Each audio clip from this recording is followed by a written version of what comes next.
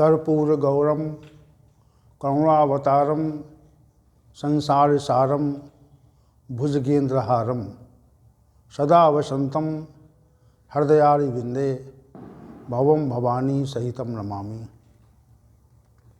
भवानी शंकरौ वंदे श्रद्धा विश्वास रूपिणौ याभ्याम विना न पश्यन्ति सिद्धाय शांतस्तमीश्वरम।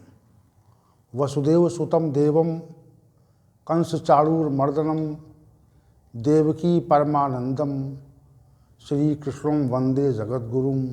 श्री कृष्णं वंदे जगद्गुरुं। कृष्णाय वासुदेवाय हरे परमात्मने प्रणत क्लेश नाशाय गोविंदाय नमो नमः। गोविंदाय नमो नमः। भगवद गीता के इस विशेष ज्ञान सत्र में जो महानुभाव नित्य प्रति उपस्थित होते हैं, उन सबकी हम सभी के सहयोग की सार्थकता प्रतीत होती है। भगवान श्री गोविंद की कृपा से यह ज्ञान सत्र नित्य निरंतर गति कर रहा है, आगे की ओर बढ़ रहा है। तो हमारा श्री भगवान गोविंद से ये प्रार्थना है कि ये विशेष सत्र भगवद गीता के स्थित प्रज्ञता विषय पर जो गति कर रहा है वह अपने अभीष्ट तक पहुँचे। वैसे अब तक जो स्थित प्रज्ञता विषय है उसका पर्याप्त भाग भगवान गोविंद के आशीर्वाद से पूरा हो चुका है और अब हम सभी इसके अंतिम चरण की ओर बढ़ रहे हैं। वस्तुतः अब श्लोक संख्या 70 पर चर्चा चल रही है और अब इस स्थित प्रज्ञता विषय में मात्र 2 श्लोक संख्या 71 और 72 अवशेष हैं। और जो ये अंतिम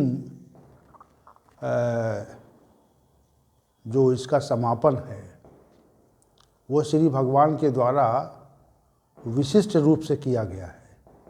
इसलिए इन श्लोकों पर भगवान श्री गोविंद अपने विचार हमारे माध्यम से प्रस्तुत करें, ऐसी श्री भगवान गोविंद से विशेष प्रार्थना है।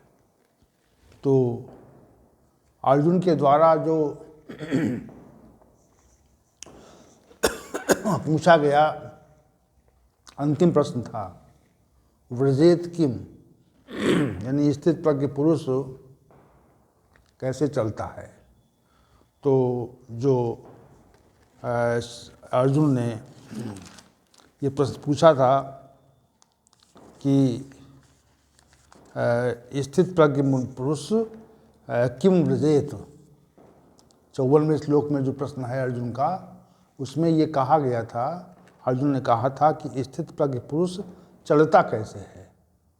तो इस चलने वाले प्रश्न के उत्तर में श्री भगवान ने यह प्रकरण विशेष प्रस्तुत किया है और इसमें परमात्मा की अनुभूति की विशिष्ट प्रक्रिया का प्रतिपादन भगवान श्री गोविंद के द्वारा किया गया है और आज हम सब इसी पर विचार कर रहे हैं। श्लोक संख्या 70 का कुछ भाग कल और इससे पूर्व परसों में व्याख्यापित हो चुका था और आज जो अवशेष भाग है उस पर हम आज की चर्चा को केंद्रित करने का प्रयास करेंगे। आपूर्णमाणम अचल प्रतिष्ठम समुद्रमापा प्रवसन्ति यद्वत् तद्वत् कामा यम प्रविशन्ति सर्वे स शांति मापनोपि मापनोति न कामकामी। तो इसमें आपूर्ण माणम अचल प्रतिष्ठम, इस विषय को हमने लिया था और ये लिया था कि जो स्थित प्रज्ञ पुरुष है उसके अंदर जो सांसारिक कामनाएं हैं वह उसी प्रकार समाहित हो जाती हैं जैसे नाना प्रकार के नदियों का जल अचल प्रतिष्ठा और सब ओर से परिपूर्ण समुद्र में समाहित होता है। तो जल को जब आप समाहित होते हुए देखेंगे समुद्र में, जब किसी भी नदी का जल समाहित होता है तो उस स्थल पर आप जाएं और देखें तो नदी की जो विशाल जल राशि है वह समुद्र में धीरे से समाहित हो जाती है।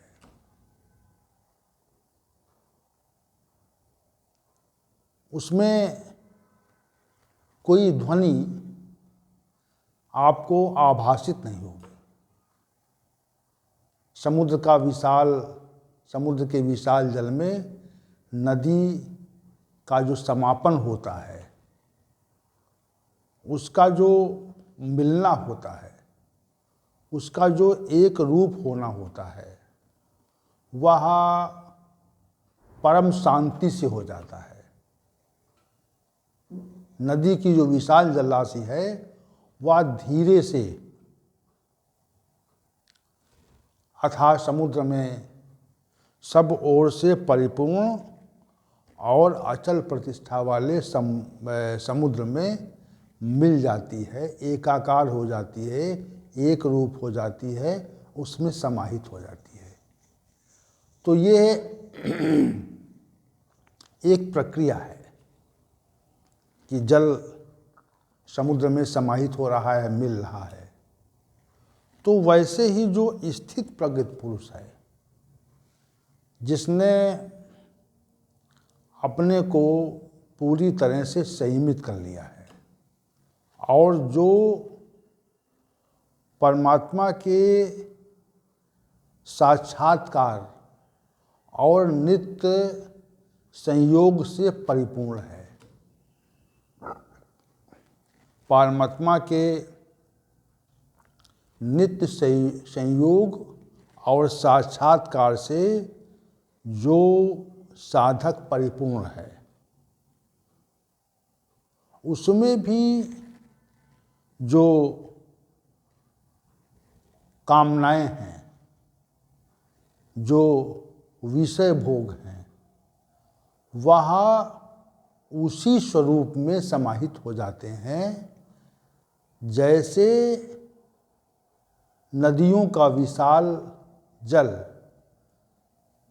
सब ओर से परिपूर्ण और अचल प्रतिष्ठा वाले समुद्र में समाहित हो जाता है।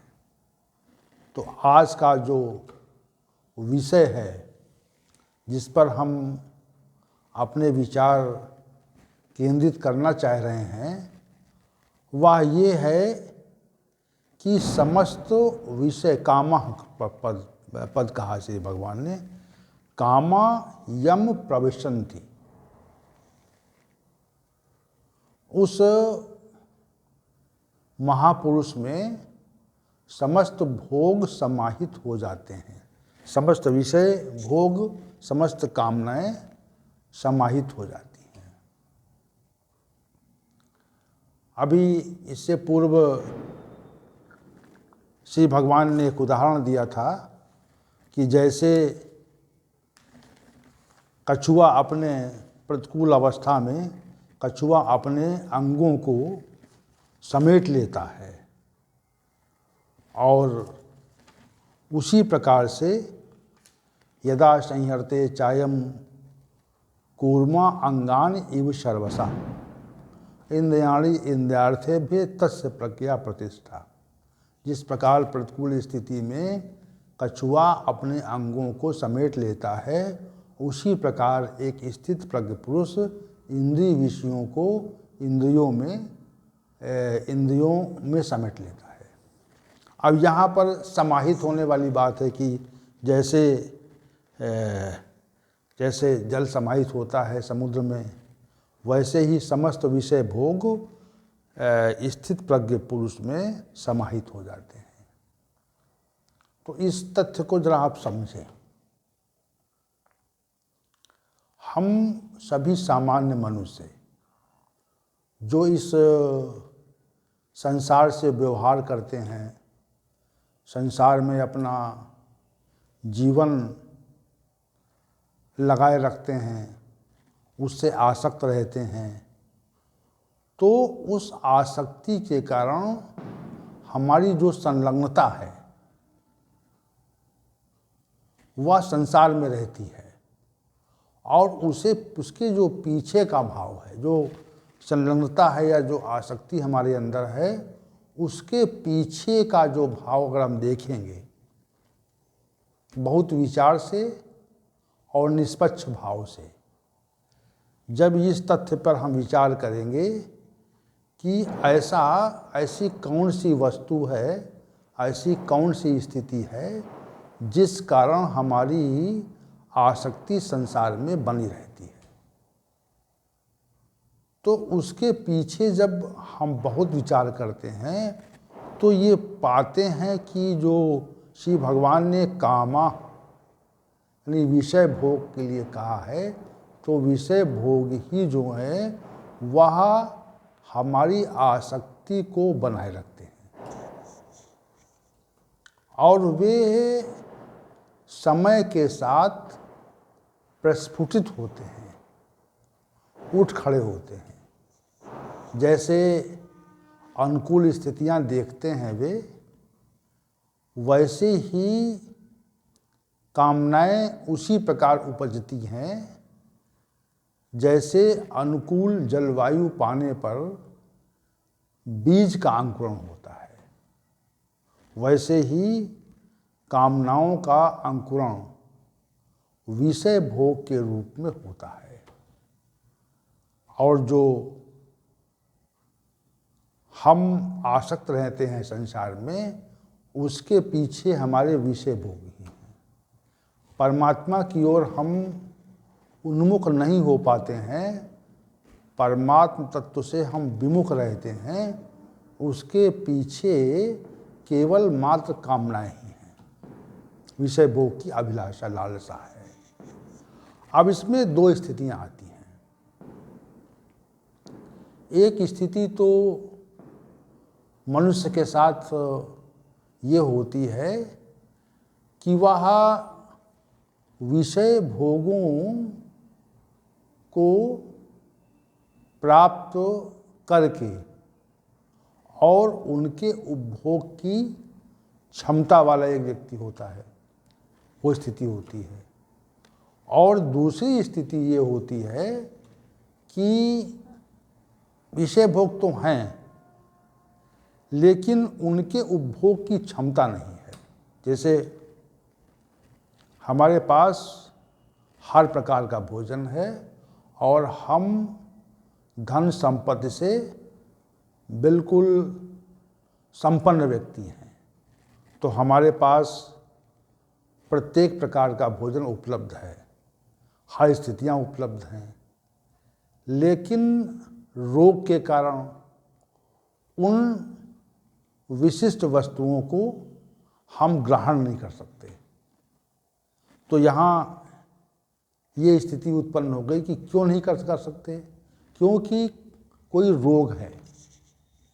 वैसे ही एक स्थिति ऐसी आती है जब हम संसार के विषय भोगों को ग्रहण करने में, उनका उपभोग करने में अपने को असमर्थ पाते हैं, उस योग्य नहीं बचते हैं कि हम विषय भोगों को ग्रहण कर सकें। तो दो स्थितियां हैं।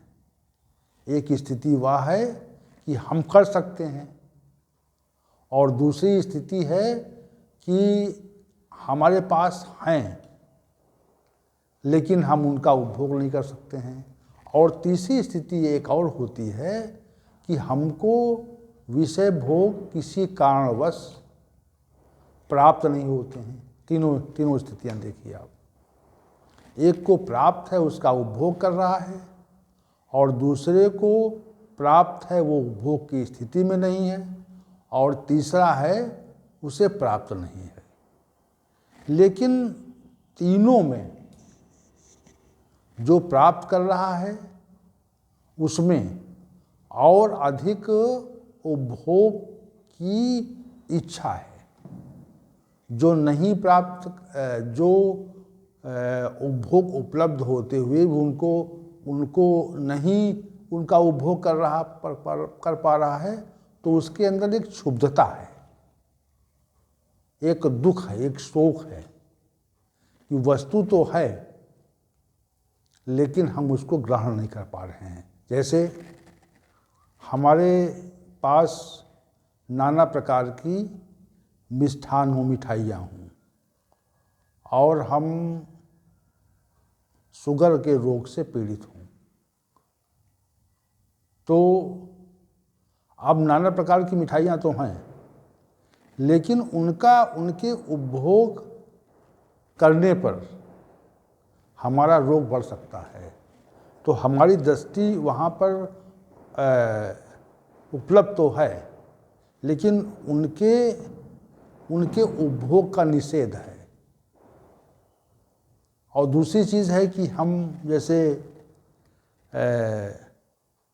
गन्ना हमारे पास हो और हमारे दांत न हों, तो ये दूसरी स्थिति है।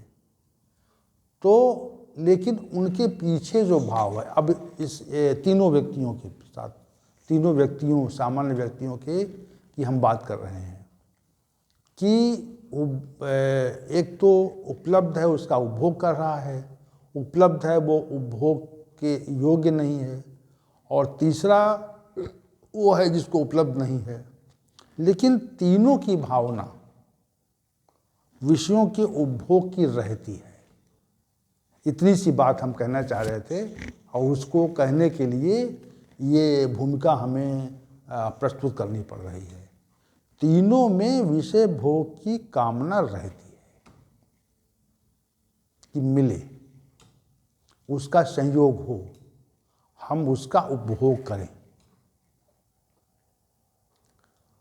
तो अब स्थित प्रज्ञ की स्थिति से भगवान का क्या बता रहे हैं? स्थित प्रज्ञ मनुष्य में भोगों की उपलब्धता तो हो सकती है लेकिन वह उन्हें सामर्थ्य रहते हुए भी उनके उपभोग का इच्छुक नहीं होता। जैसे हमें प्रत्येक वस्तु विषय भोग उपलब्ध हों, परंतु उनकी आकांक्षा का, उनके उपभोग की आकांक्षा का अभाव हो जाए। जब तक भाव रहेगा, जब तक भाव रहेगा तब तक हमारी स्थित प्रज्ञता जो स्थिति है वह नहीं आ सकती। और जब उपलब्ध होते हुए उपभोग, वस्तुएं उपलब्ध हैं, विषय उपलब्ध हैं, लेकिन उनके उपभोग की इच्छा का अभाव हो गया है, उनका जो उपभोग करने का की जो कामना है, जो भाव है उनके उपभोग का, उसका समापन हो गया है। तो उपभोग के भाव का समापन मात्र स्थित प्रज्ञ पुरुष में ही होता है जो परमात्मा का साक्षात्कार कर लेता है। और तब तक नहीं होता है, तब तक मनुष्य विषयी रहता है जब तक परमात्मा का साक्षात्कार नहीं होता। तो श्री भगवान यहाँ पर जो प्रस्तुत करना चाह रहे हैं, उस मनुष्य में ये विषय भोग जो हैं उसी प्रकार विलीन हो जाते हैं जैसे सब सर्वत्र परिपूर्ण और अचल प्रतिष्ठा वाले समुद्र में नाना प्रकार के नदियों के जल समाहित हो जाते हैं, एक रूप हो जाते हैं। वैसे ही समस्त भोग जो हैं वह भी स्थित प्रज्ञ पुरुष में समाहित हो जाते हैं। यम प्रविशन्ति सर्वे, सर्वे कामा यम प्रविशन्ति, वैसे ही स्थित प्रज्ञ पुरुष में समा जाते हैं। ये विशेष स्थिति है, इस पर हम सभी को विचार करना चाहिए। क्या ऐसी स्थिति संभव है? और यदि नहीं है, न होती, तो श्री भगवान इसका निरूपण नहीं करते। श्री भगवान इस संबंध में कुछ कहते नहीं। और जब कहा है तो इसका अभिप्राय ये है कि ऐसी स्थिति स्थित प्रज्ञ पुरुष की हो जाती है। ये श्री भगवान का यहाँ पर कथन, स्पष्ट कथन है। और स्थित प्रज्ञता पुरुष, प्रज्ञ पुरुष का लक्षण यही है कि वह जो है समस्त कामनाओं को अपने अंदर समाहित कर लेता है। प्रविशन्ति सर्वे, फिर श्री भगवान कहते हैं स शांतिम आपनोति। और ऐसा करने से क्या होता है? उसे परम शांति का अनुभव आभास हो, उसे शांति प्राप्त हो जाती है, उसे शांति प्राप्त हो जाती है। तो जब तक इसके प्रतिकूल भाव में आप जाएंगे आप, तो ये स्पष्ट होगा कि जब तक विषय भोग रहते हैं तब तक शांति नहीं प्राप्त होती। ये इसके प्रतिकूल भाव की बात है कि जब तक कामनाएं हैं तब तक आप अशांत रहेंगे ही। उसमें शांत रहने का कोई भाव नहीं वहाँ पर है। सा शांतिम आपनोति, वह शांति को प्राप्त हो जाता है। आपनोति, वह शांति को प्राप्त कर लेता है। कब प्राप्त कर लेता है? जब विषय भोग उसके अंदर समाहित हो जाते हैं। तो ये जो स्थिति है, जैसे हम ये देखें कि हमारे अंदर अशांति क्यों है,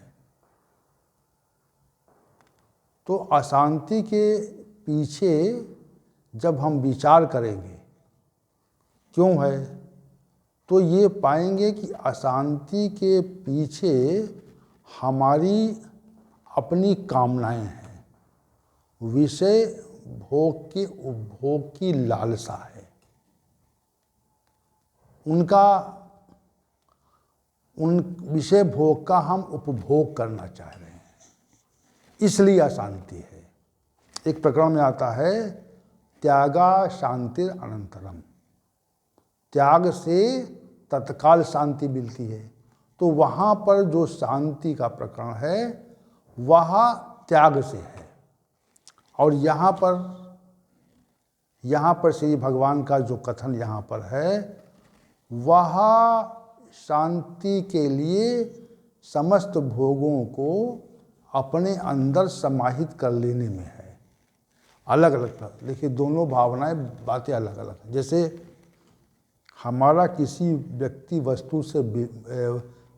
व्यक्ति से किसी वस्तु को लेकर विवाद हो, तो विवाद होने पर अगर उस वस्तु का हम परित्याग कर लें तो वहाँ पर त्याग का भाव कि आप ले जाएं इसको।